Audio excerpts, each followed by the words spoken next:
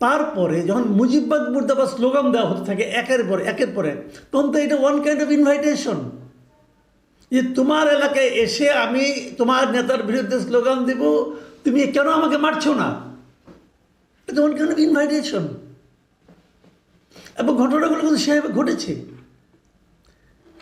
তো এই যে বিষয়গুলো, এই বিষয়গুলোকে বিবেচনায় নেওয়া হবে। আসসালামু আলাইকুম প্রিয় দর্শক, গোপালগঞ্জের ঘটনা নিয়ে এরই মধ্যে নানা ধরনের আলোচনা হচ্ছে, পোস্টমর্টেম হচ্ছে, যে এই ঘটনাটা কেন ঘটলো, এই ঘটনাটাকে অ্যাভয়েড করা যেত কি না, অথবা এই ঘটনা কি ঘটানো হয়েছে, কিংবা এই ঘটনার ফলে লাভ হলো কার, এই আলোচনাগুলি কিন্তু হচ্ছে।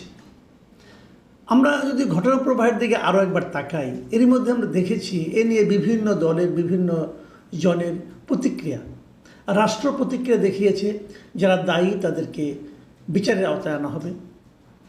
এনসিপির পক্ষ থেকে দেখলাম তারা সরকার এবং প্রশাসনকে দায়ী করেছে যে তারা এর দায় এড়াতে পারে না। এবং রাজনৈতিক দলগুলোর মধ্যে বিএনপিকে দেখলাম, জামাতে ইসলামীকে দেখলাম, তারাও কিন্তু এর জন্য আওয়ামী লীগকে দায়ী করেছে যে আওয়ামী লীগ এই কাজটা কেন করলো, কী সমাচার। একটা জায়গায় আমার একটু বক্তব্য আছে। দেখুন ভাই, আমি তো কোনো দলের সঙ্গে নাই, কাজেই কোনো দলের হয়ে তো আমার কথা বলার কোনো কারণ নাই। আমি পাবলিকের সঙ্গে ভাই, আমি নিজেও একজন পাবলিক।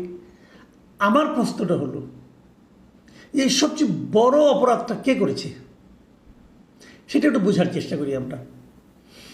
এনসিপির কি ওখানে যাওয়া উচিত ছিল এই সময়? এনসিপি কি ওই এলাকার এনভায়রনমেন্ট, ওই এলাকার মানুষের মন মানসিকতাকে গুরুত্ব দেবে না? এনসিপিকে ওখানে যে উত্তেজনামূলক কথা, উস্কানিমূলক স্লোগান দেওয়া দরকার ছিল? এটা একটা প্রশ্ন হতে পারে। এনসিপির মধ্যে একটা পার্টি, যে পার্টি ওখানে এসেছে তারা তো বাংলাদেশেরই একটা পার্টি, গোপালগঞ্জ তো বাংলাদেশেরই একটা অংশ।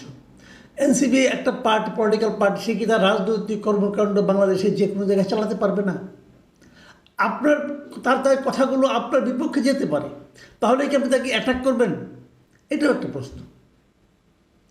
তৃতীয় যে প্রশ্নটাকে আমি সবচেয়ে বেশি গুরুত্ব দিতে চাই, সেই প্রশ্নটা হলো, ওখানে একটা হামলা হয়েছে, বিশৃঙ্খলা হয়েছে, পরস্পরকে ধাওয়া পাল্টা ধাওয়া হয়েছে, সবই হয়েছে।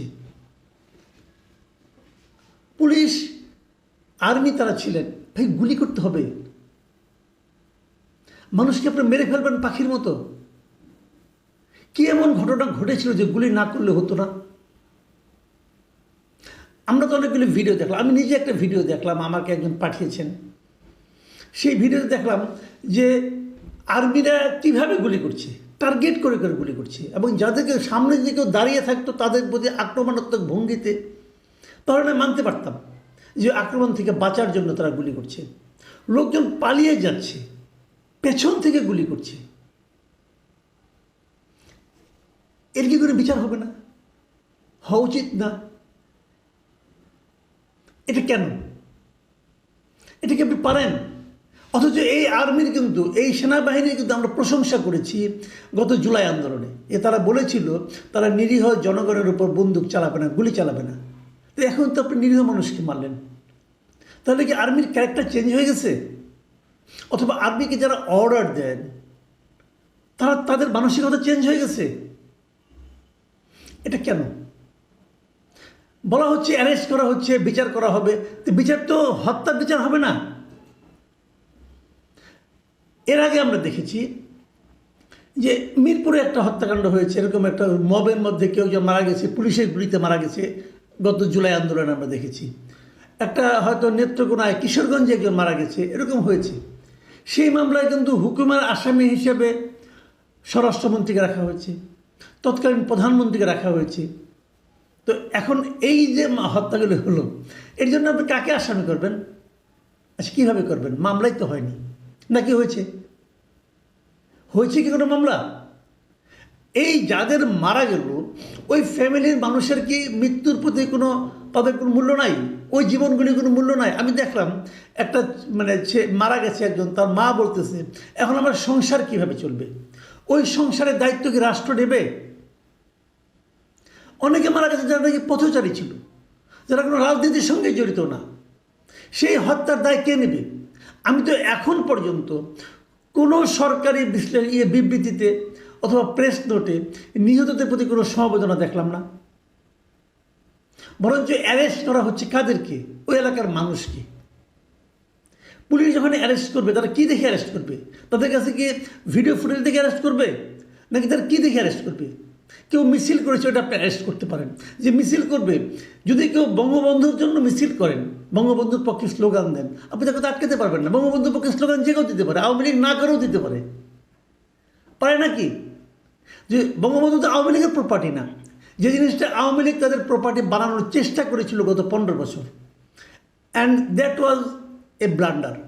এটা তারা উচিত হয়নি, কারণ বঙ্গবন্ধু তাদের প্রপার্টি না, বঙ্গবন্ধু পুরো জাতির প্রপার্টি। তো যদি কেউ পুরো জাতির একটা অংশ হিসাবে তারা বঙ্গবন্ধুর পক্ষে স্লোগান দেয়, সে অপরাধী হয়ে গেল।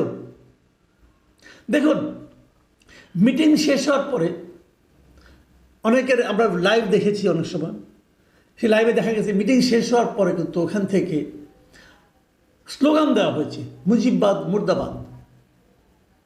কেন ওই স্লোগানটা দেওয়া হচ্ছিল? যখন ওই স্লোগানটা দেওয়া হয় তার আগ পর্যন্ত কোনো হামলা হয়েছে? হয়নি তো। দর্শকও ছিল না, মঞ্চে কেবল এনসিপির নেতারা ছিলেন, তারা কথা বলেছেন, শেষ। তারপরে যখন মুজিববাদ মুর্দাবাদ স্লোগান দেওয়া হতে থাকে একের পরে, তখন তো এটা ওয়ান কাইন্ড অফ ইনভাইটেশন, যে তোমার এলাকায় এসে আমি তোমার নেতার বিরুদ্ধে স্লোগান দেব, তুমি কেন আমাকে মারছো না? এটা ওয়ান কাইন্ড অফ ইনভাইটেশন। এবং ঘটনাগুলো কিন্তু সেভাবে ঘটেছে। তো এই যে বিষয়গুলো, এই বিষয়গুলো কি বিবেচনায় নেওয়া হবে, অথবা বিবেচনায় কি নেওয়া উচিত নয়?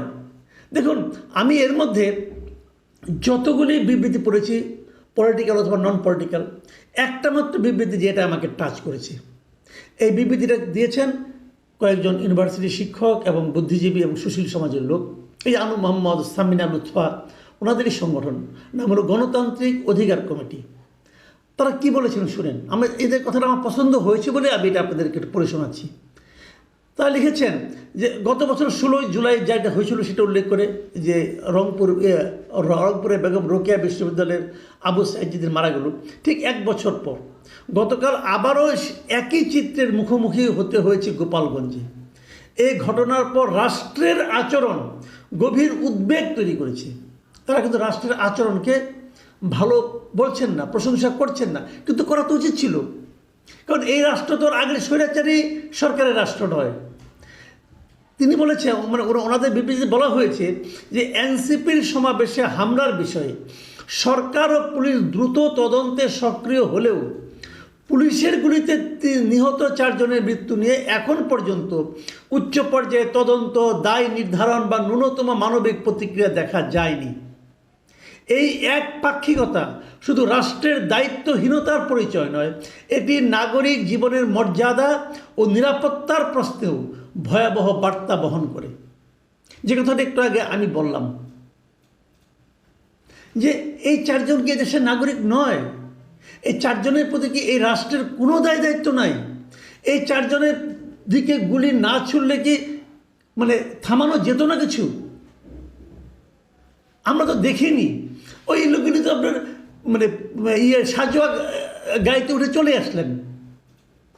তো চলে আসলে ওনাদের কাজ ছিল আগুন জ্বালানো, আগুন জ্বালিয়ে দিয়ে চলে আসছেন। তো হয়ে গেল, গুলি করতে হবে কেন? গুলি করার মতো বাস্তবতা এখানে ছিল বলে আমি মনে করি না। অন্ততপক্ষে আমি যে কটা ভিডিও দেখেছি তা দেখে আমাকে মনে হয়নি। আমি স্পষ্ট শুনেছি বলা হচ্ছে, আরবি বলছে না কে বলছে আমি জানি না, ওটা তো সাউন্ড তো বোঝা যাচ্ছে না, ওকে টার্গেট করে মার, টার্গেট করে মার। কেন টার্গেট করে মারতে হবে কেন? টার্গেট করে মারার জন্য কি জনগণ আপনাদের বেতন দিয়ে রেখেছে? এই টার্গেট তো আপনারা করতে পারেন না। আমি একটা কথা বলে শেষ করি।